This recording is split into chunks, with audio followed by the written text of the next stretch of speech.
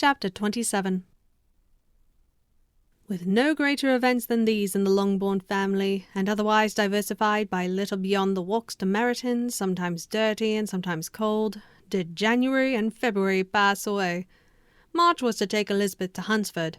She had not at first thought very seriously of going thither, but Charlotte, she soon found, was depending on the plan, and she gradually learned to consider it herself with greater pleasure as well as greater certainty. Absence had increased her desire of seeing Charlotte again, and weakened her disgust of Mr. Collins. There was novelty in the scheme, and as with such a mother and such uncompanionable sisters, home could not be faultless. A little change was not unwelcome for its own sake. The journey would, moreover, give her a peep at Jane. And in short, as the time drew near, she would have been very sorry for any delay. Everything, however, went on smoothly, and was finally settled according to Charlotte's first sketch. She was to accompany Sir William and his second daughter. The improvement of spending a night in London was added in time, and the plan became as perfect as plan could be. The only pain was in leaving her father, who would certainly miss her, and who, when it came to the point, so little liked her going that he told her to write to him, and almost promised to answer her letter. The farewell between herself and Mr. Wickham was perfectly friendly. On his side even more. His present pursuit could not make him forget that Elizabeth had been the first to excite and to deserve his attention, the first to listen and to pity, the first to be admired.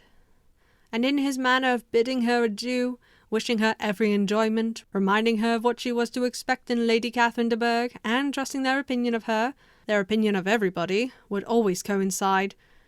There was a solicitude, an interest, which she felt must ever attach her to him with a most sincere regard, and she parted from him convinced that whether married or single, he must always be her model of the amiable and pleasing.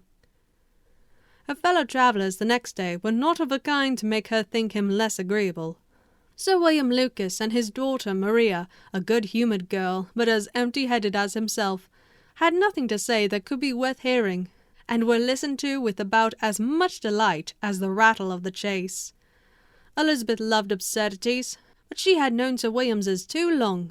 He could tell her nothing new of the wonders of his presentation and knighthood, and his civilities were worn out, like his information. It was a journey of only 24 miles, and they began it so early as to be in Gracechurch Street by noon. As they drove to Mr. Gardiner's door, Jane was at a drawing-room window, watching their arrival. When they entered the passage, she was there to welcome them, and Elizabeth, looking earnestly in her face, was pleased to see it healthful and lovely as ever. On the stairs were a troop of little boys and girls, whose eagerness for their cousin's appearance would not allow them to wait in the drawing-room, and whose shyness, as they had not seen her for a 12-month, prevented their coming lower. All was joy and kindness. The day passed most pleasantly away, the morning in bustle and shopping, and the evening at one of the theatres. Elizabeth then contrived to sit by her aunt. Their first subject was her sister, and she was more grieved than astonished to hear, in reply to her minute inquiries, that though Jane always struggled to support her spirits, there were periods of dejection. It was reasonable, however, to hope that they would not continue long.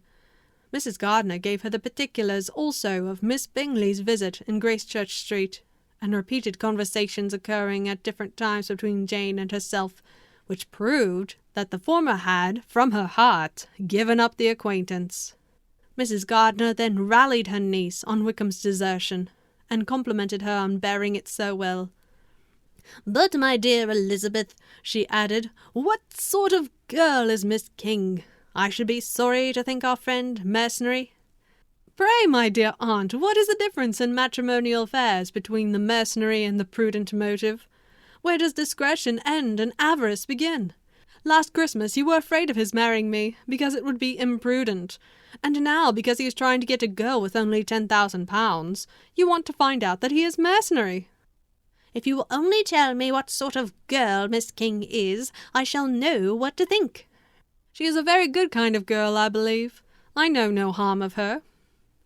"But he paid her not the smallest attention till her grandfather's death made her mistress of this fortune?"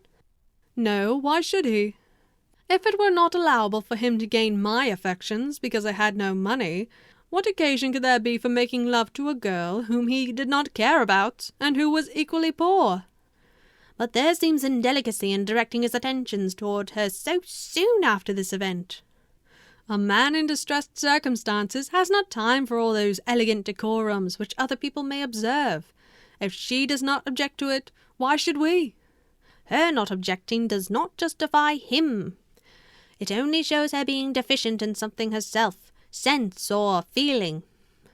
Well, cried Elizabeth, have it as you choose. He shall be mercenary, and she shall be foolish. No, Lizzie, that is what I do not choose. I should be sorry, you know, to think ill of a young man who has lived so long in Derbyshire. Oh, if that is all, I have a very poor opinion of young men who live in Derbyshire. And their intimate friends who live in Hertfordshire, not much better. I am sick of them all. Thank heaven I am going tomorrow, where I shall find a man who has not one agreeable quality, who has neither manners nor sense to recommend him. Stupid men are the only ones worth knowing after all. Take care, Lizzie, that speech savours strongly of disappointment. Before they were separated by the conclusion of the play, she had the unexpected happiness of an invitation to accompany her uncle and aunt in a tour of pleasure which they proposed taking in the summer. We have not quite determined how far it shall carry us, said Mrs. Gardiner, but perhaps to the lakes. No scheme could have been more agreeable to Elizabeth, and her acceptance of the invitation was most ready and grateful. My dear, dear aunt, she rapturously cried, what delight, what felicity! You give me fresh life and vigour. Adieu to disappointment and spleen. What are men to rocks and mountains? Oh, what hours of transport we shall spend! And when we do return, it shall not be like other travellers, without being able to give one accurate idea of anything. We will know where we have gone. We will recollect what we have seen. Lakes, mountains, and rivers shall not be jumbled together in our imaginations, nor when we attempt to describe any particular scene will we begin quarrelling about its relative situation. Let our first effusions be less insupportable than those of the generality of travellers. Chapter 28. Every object in the next day's journey was new and interesting to Elizabeth, and her spirits were in a state of enjoyment, for she had seen her sister looking so well as to banish all fear for her health, and the prospect of her northern tour was a constant source of delight. When they left the high road for the lane to Hunsford, every eye was in search of the parsonage, and every turning expected to bring it in view. The paling of Rosings Park was their boundary on one side. Elizabeth smiled at the recollection of all that she had heard of its inhabitants. At length the parsonage was discernible, the garden sloping to the road, the house standing in it, the green pales and the laurel hedge, everything declared they were arriving. Mr. Collins and Charlotte appeared at the door, and the carriage stopped at the small gate, which led by a short gravel walk to the house, amidst the nods and smiles of the whole party. In a moment they were all out of the chaise, rejoicing at the sight of each other. Mrs. Collins welcomed her friend with the liveliest pleasure, and Elizabeth was more and more satisfied with coming, when she found herself so affectionately received. She saw instantly that her cousin's manners were not altered by his marriage. His formal civility was just what it had been, and he detained her some minutes at the gate to hear and satisfy his inquiries after all her family. They were then, with no other delay than his pointing out the neatness of the entrance, taken into the house, and as soon as they were in the parlour, he welcomed them a second time, with ostentation formality, to his humble abode, and punctually repeated all his wife's offers of refreshment. Elizabeth was prepared to see him in his glory, and she could not help fancying that in displaying the good proportion of the room, its aspects, and its furniture, he addressed himself particularly to her, as if wishing to make her feel what she had lost in refusing him. But though everything seemed neat and comfortable, she was not able to gratify him by any sigh of repentance, and rather looked with wonder at her friend that she could have so cheerful an air with such a companion. When Mr. Collins said anything of which his wife might reasonably be ashamed, which certainly was not seldom, she involuntarily turned her eye on Charlotte. Once or twice she could discern a faint blush, but in general Charlotte wisely did not hear. After sitting long enough to admire every article of furniture in the room, from the sideboard to the fender, to give an account of their journey and of all that had happened in London, Mr. Collins invited them to take a stroll in the garden, which was large and well laid out, and to the cultivation of which he attended himself. To work in his garden was one of his most respectable pleasures, and Elizabeth admired the command of countenance with which Charlotte talked of the healthfulness of the exercise, and owned she encouraged it as much as possible. Here, leading the way through every walk and crosswalk, and scarcely allowing them an interval to utter the praises he asked for, every view was pointed out with a minuteness which left beauty entirely behind. He could number the fields in every direction, and could tell how many trees there were in the most distant clump. But of all the views which his garden, or which the country or the kingdom could boast, none were to be compared with the prospect of Rosings, afforded by an opening in the trees that bordered the park nearly opposite the front of his house. It was a handsome modern building, well situated on rising ground. From his garden Mr. Collins would have led them round his 2 meadows, but the ladies, not having shoes to encounter the remains of a white frost, turned back, and while Sir William accompanied him, Charlotte took her sister and friend over to the house, extremely well pleased, probably, to have the opportunity of showing it without her husband's help. It was rather small, but well built and convenient, and everything was fitted up and arranged with a neatness and consistency of which Elizabeth gave Charlotte all the credit. When Mr. Collins could be forgotten, there was really a great air of comfort throughout, and by Charlotte's evident enjoyment of it, Elizabeth supposed he must be often forgotten. She had already learnt that Lady Catherine was still in the country. It was spoken of again while they were at dinner, when Mr. Collins, joining in, observed, "Yes, Miss Elizabeth, you will have the honour of seeing Lady Catherine de Bourgh on the ensuing Sunday at church, and I need not say you will be delighted with her.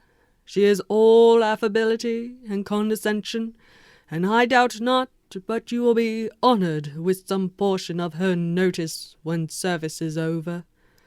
I have scarcely any hesitation in saying that she will include you and my sister Maria in every invitation with which she honours us during your stay here. Her behaviour to my dear Charlotte is charming. We dine at Rosings twice every week, and are never allowed to walk home. Her ladyship's carriage is regularly ordered for us.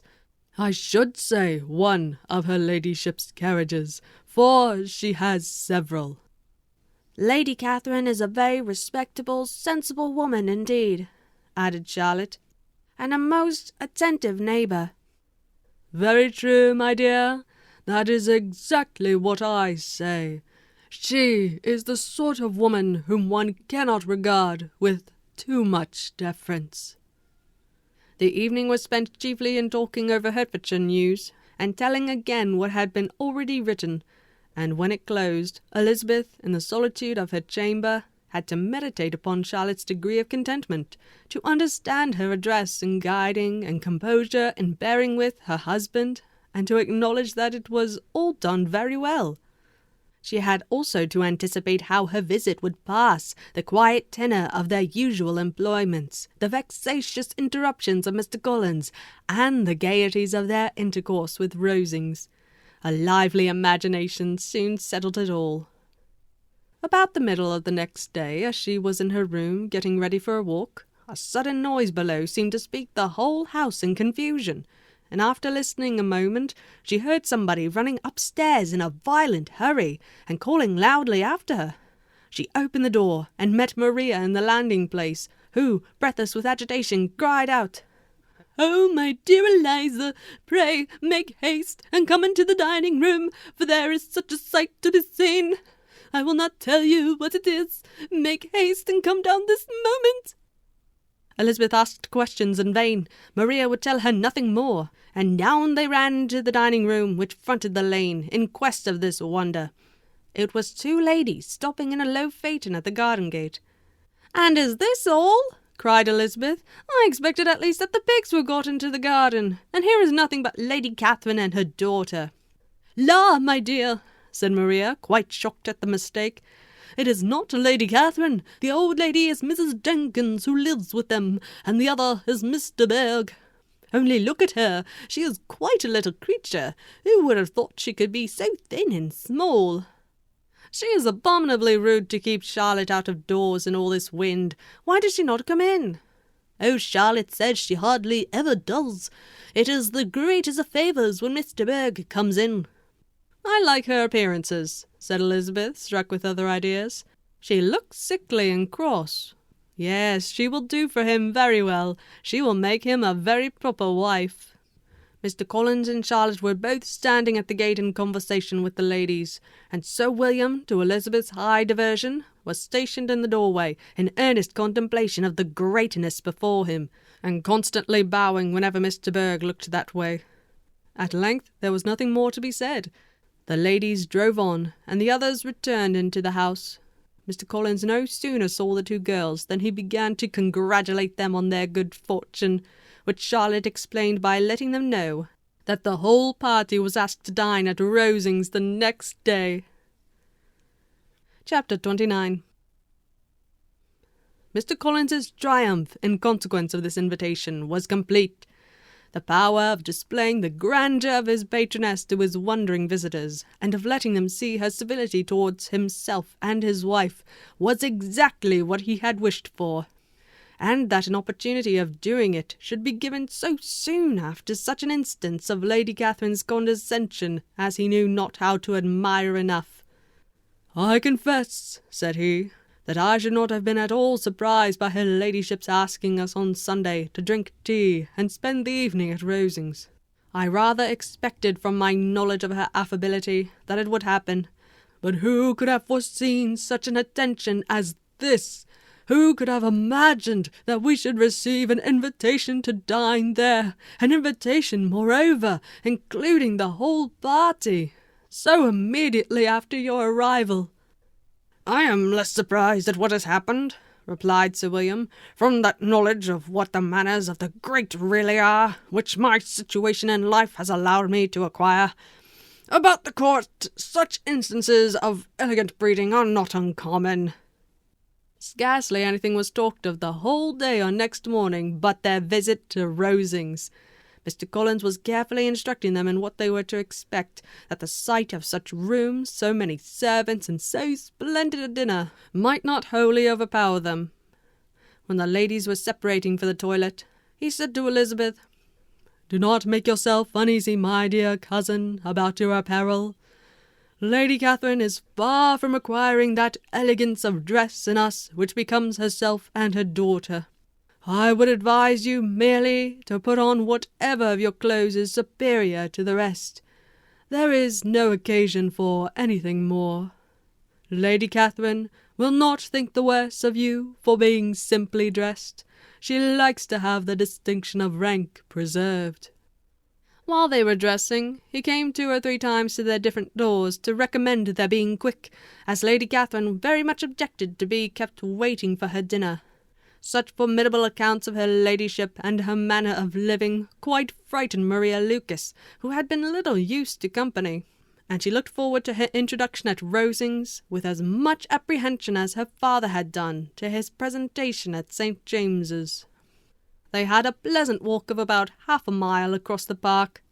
Every park has its beauty and its prospects, and Elizabeth saw much to be pleased with, though she could not be in such raptures as Mr. Collins expected the scene to inspire, and was but slightly affected by his enumeration of the windows in the front of the house, and his relation of what the glazing altogether had originally cost Sir Louis de Bourgh. When they ascended the steps to the hall, Maria's alarm was every moment increasing, and even Sir William did not look perfectly calm. Elizabeth's courage did not fail her. She had heard nothing of Lady Catherine that spoke her awful from any extraordinary talents or miraculous virtue, and the mere stateliness of money and rank, she thought, she could witness without trepidation. From the entrance hall, of which Mr. Collins pointed out with a rapturous air the fine proportion and finished ornaments, They followed the servants through an antechamber to the room where Lady Catherine, her daughter, and Mrs. Jenkinson were sitting. Her ladyship, with great condescension, arose to receive them, and as Mrs. Collins had settled it with her husband that the office of introduction should be hers, it was performed in a proper manner, without any of those apologies and thanks which he would have thought necessary.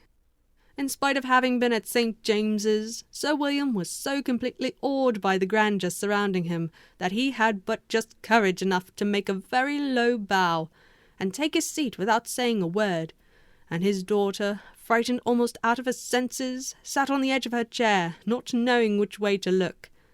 Elizabeth found herself quite equal to the scene, and could observe the three ladies before her composedly. Lady Catherine was a tall, large woman, with strongly marked features, which might once have been handsome.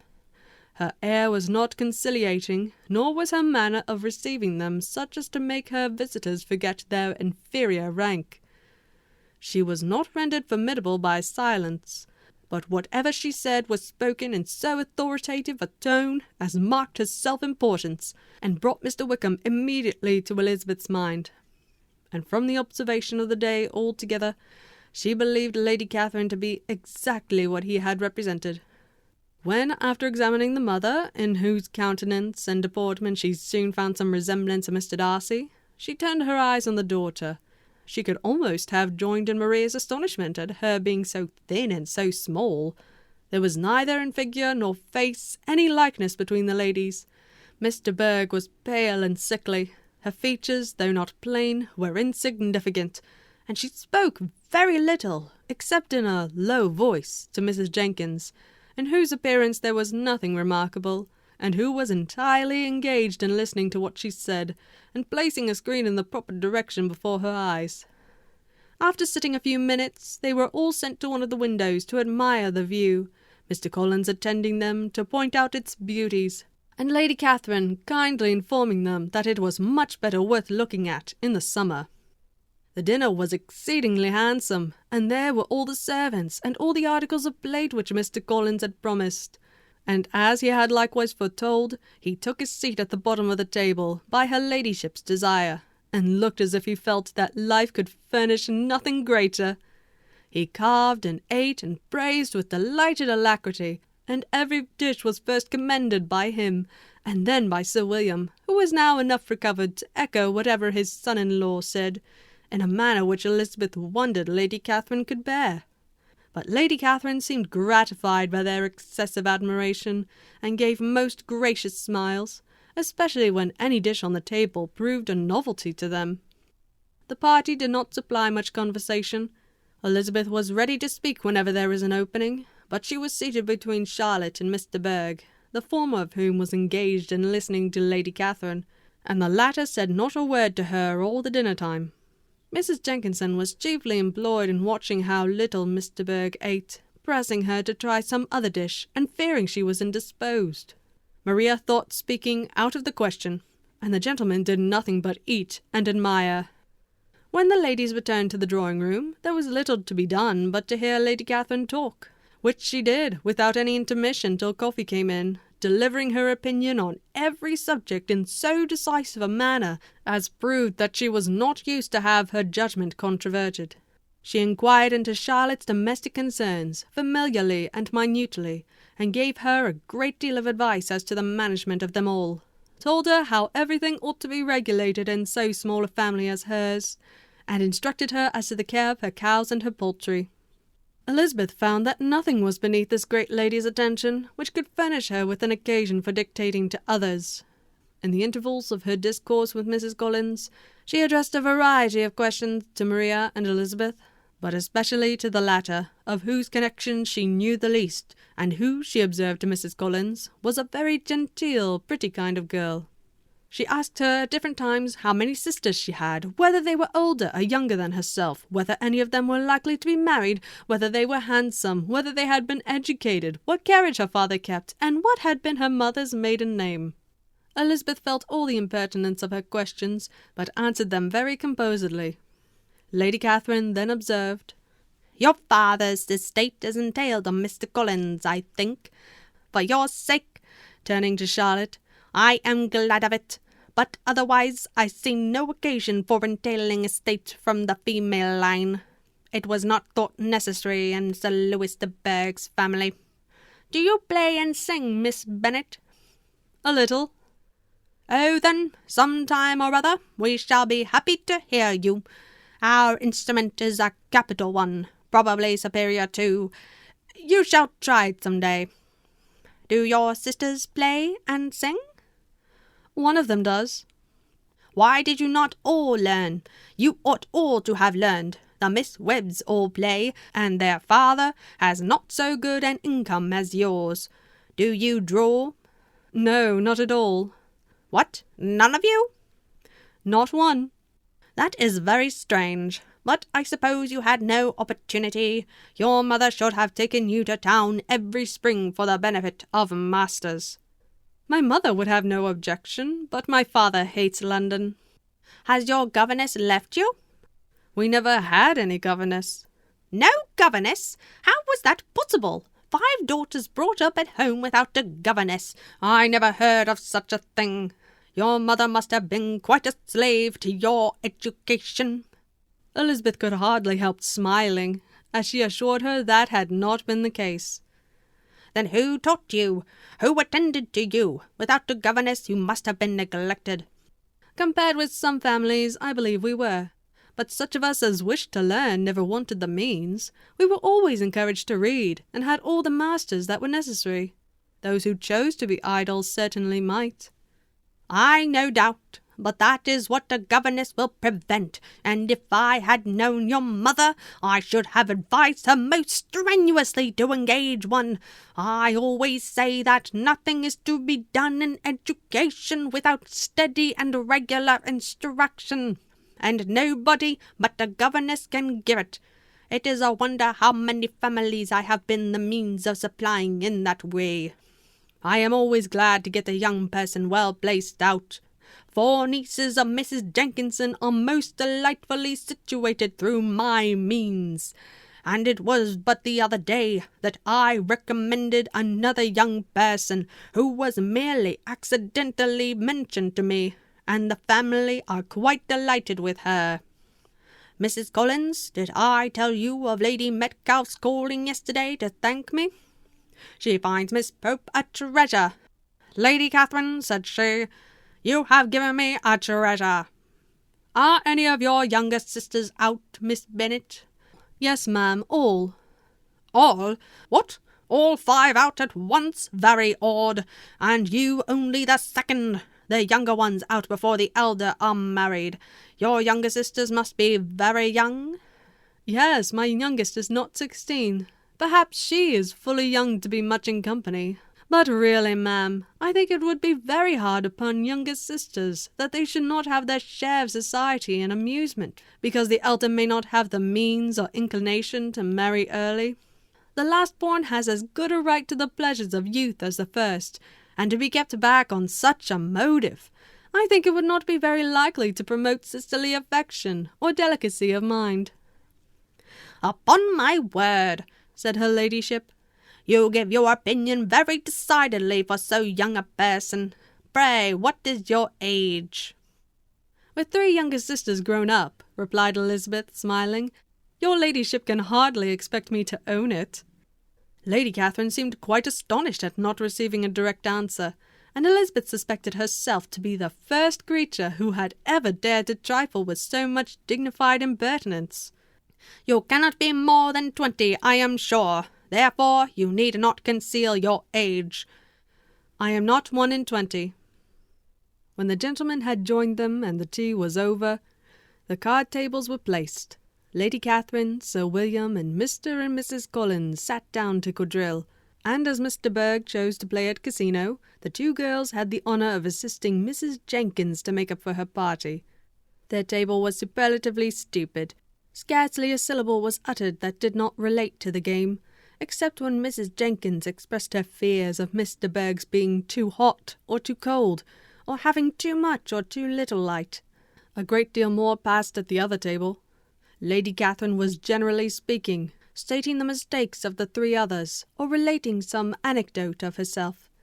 Mr. Collins was employed in agreeing to everything her ladyship said, thanking her for every fish he won, and apologizing if he thought he won too many. Sir William did not say much. He was storing his memory with anecdotes and noble names. When Lady Catherine and her daughter had played as long as they chose, the tables were broken up. The carriage was offered to Mrs. Collins, gratefully accepted, and immediately ordered. The party then gathered round the fire to hear Lady Catherine determine what weather they were to have on the morrow. From these instructions they were summoned by the arrival of the coach, and with many speeches of thankfulness on Mr. Collins's side, and as many bows on Sir William's, they departed.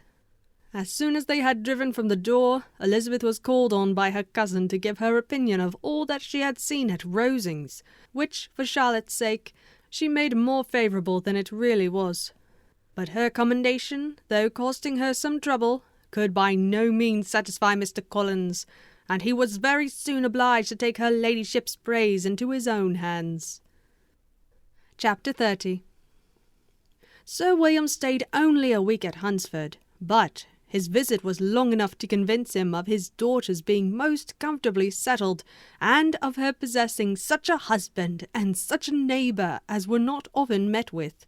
While Sir William was with them, Mr. Collins devoted his mornings to driving him out in his gig, and showing him the country. But when he went away, the whole family returned to their usual employments, and Elizabeth was thankful to find that they did not see more of her cousin by the alteration. For the chief of the time between breakfast and dinner was now passed by him either at work in the garden, or in reading and writing, and looking out of window in his own book-room, which fronted the road. The room in which the ladies sat was backwards. Elizabeth at first had rather wondered that Charlotte should not prefer the dining parlour for common use. It was a better-sized room, and had a pleasanter aspect, but she soon saw that her friend had an excellent reason for what she did, for Mr. Collins would undoubtedly have been much less in his own apartment had they sat in one equally lively, and she gave Charlotte credit for the arrangement. From the drawing-room they could distinguish nothing in the lane, and were indebted to Mr. Collins for the knowledge of what carriages went along, and how often especially Mr. Berg drove by in her phaeton, which he never failed coming to inform them of, though it happened almost every day. She not unfrequently stopped at the parsonage, and had a few minutes' conversation with Charlotte, but was scarcely ever prevailed on to get out. Very few days passed in which Mr. Collins did not walk to Rosings, and not many in which his wife did not think it necessary to go likewise, until Elizabeth recollected that there might be other family livings to be disposed of. She could not understand the sacrifice of so many hours. Now and then they were honoured with a call from her ladyship, and nothing escaped her observation that was passing in the room during these visits. She examined into their employments, looked at their work, and advised them to do it differently, found fault with the arrangement of the furniture, or detected the housemaid in negligence, and if she accepted any refreshment, seemed to do it only for the sake of finding out that Mrs. Collins's joints of meat were too large for her family. Elizabeth soon perceived that though this great lady was not in the commission of the peace for the county, she was a most active magistrate in her own parish, the minutest concerns of which were carried to her by Mr. Collins. And whenever any of the cottagers were disposed to be quarrelsome, discontented, or too poor, she sallied forth into the village to settle their differences, silence their complaints, and scold them into harmony and plenty. The entertainment of dining at Rosings was repeated about twice a week, and, allowing for the loss of Sir William, and there being only one card table in the evening, every such entertainment was the counterpart of the first. Their only engagements were few, as the style of living of the neighbourhood in general was beyond the Collinses' reach. This, however, was no evil to Elizabeth, and upon the whole she spent her time comfortably enough. There were half-hours of pleasant conversation with Charlotte, and the weather was so fine for the time of year that she had often great enjoyment out of doors. Her favourite walk, and where she frequently went while the others were calling on Lady Catherine, was along the open grove which edged that side of the park, where there was a nice sheltered path which no one seemed to value but herself, and where she felt beyond the reach of Lady Catherine's curiosity. In this quiet way, the first fortnight of her visit soon passed away. Easter was approaching, and the week preceding it was to bring an addition to the family at Rosings, which in so small a circle must be important. Elizabeth had heard soon after her arrival that Mr. Darcy was expected there in the course of a few weeks, and though there were not many of her acquaintance whom she did not prefer, his coming would furnish one comparatively new to look at in their Rosings parties, and she might be amused in seeing how hopeless Miss Bingley's designs on him were by his behaviour to his cousin, for whom he was evidently destined by Lady Catherine, who talked of his coming with the greatest satisfaction, spoke of him in terms of the highest admiration, and seemed almost angry to find that he had already been frequently seen by Miss Lucas and herself. His arrival was soon known at the parsonage, for Mr. Collins was walking the whole morning within view of the lodges opening into Hunsford Lane, in order to have the earliest assurance of it, and after making his bow as the carriage turned into the park, hurried home with the great intelligence. On the following morning he hastened to Rosings to pay his respects. There were 2 nephews of Lady Catherine to require them, for Mr. Darcy had brought with him a Colonel Fitzwilliam, the younger son of his uncle, Lord Fitzwilliam, and to the great surprise of all the party, when Mr. Collins returned, the gentleman accompanied him. Charlotte had seen them from her husband's room, crossing the road, and immediately running into the other, told the girls what an honour they might expect, adding, "I may thank you, Eliza, for this piece of civility. Mr. Darcy would never have come so soon to wait upon me." Elizabeth had scarcely time to disclaim all right to the compliment before their approach was announced by the door-bell, and shortly afterwards the 3 gentlemen entered the room. Colonel Fitzwilliam, who led the way, was about 30, not handsome, but in person and address most truly the gentleman. Mr. Darcy looked just as he had been used to look in Hertfordshire, paid his compliments with his usual reserve to Mrs. Collins, and whatever might be his feelings towards her friend, met her with every appearance of composure. Elizabeth merely courtesied to him, without saying a word. Colonel Fitzwilliam entered into the conversation directly, with the readiness and ease of a well-bred man, and talked very pleasantly, but his cousin, after having addressed a slight observation on the house and garden to Mrs. Collins, sat for some time without speaking to anybody. At length, however, his civility was so far awakened as to inquire of Elizabeth after the health of her family. She answered him in the usual way, and after a moment's pause added, "My eldest sister has been in town these 3 months. Have you never happened to see her there?" She was perfectly sensible that he never had, but she wished to see whether he would betray any consciousness of what had passed between the Bingleys and Jane, and she thought he looked a little confused as he answered that he had never been so fortunate as to meet Miss Bennet. The subject was pursued no further, and the gentlemen soon afterwards went away.